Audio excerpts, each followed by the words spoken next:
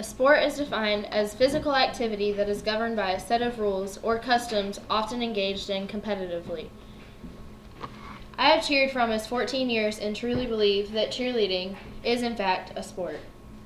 Cheerleading is a very strenuous sport which involves holding other cheerleaders in the air, tossing them and catching them, tumbling, and the primary objective is to support the sports team and to get the crowd involved in the game. The possibility for injury is statistically high. The physical requirements and demands for making cheerleading a sport rather than an activity. Today, I would like to convince you that cheerleading can be a sport. I will mention things such as sideline cheering, tumbling and stunting, competitive cheerleading, and requirements to be considered a sport. A background of cheerleading is that the AACCA states that the first cheer was led by Johnny Campbell for a Minnesota University American football game on November the 2nd, 1898. Sideline cheerleading is used more for getting the crowd excited about the game and leading the chants and support cheers. Cheering at games is more likely to practice to be loud with our voices, to have sharper motions, and to be perfect at any stunts or tumbling that needs improvement. Tumbling is defined as performing an acrobatic feat such as somersaults, rolls, or twists. An example of more elite tumbling is a roundoff, a back handspring, back tuck, layout, or full.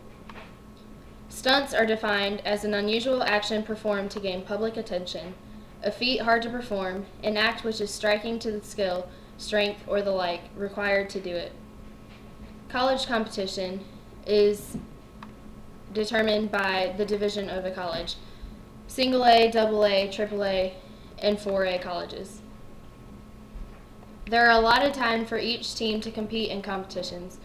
The judges determine who wins by scoring each aspect such as stunt execution, cleanliness, tumbling skills, and unity. Requirements to be considered a sport revolves around physical activity and the rules. Physical activity demands the sport of cheerleading requires that participants be healthy and of good weight or height ratio. The tumbling skills are demanding and require strenuous training and discipline to perform. The ability to have stamina to complete the game or competition is also necessary. It is also governed by rules. The American Association of Cheerleading, coaches and administrators, is the governing body for all competing cheerleading. This provides rules and guidelines on a yearly updated basis, certifies coaches and trainers in practice and game safety.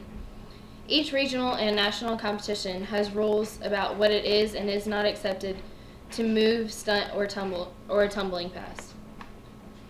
You must also perform competitively. Thousands of cheerleaders compete at different levels and skills.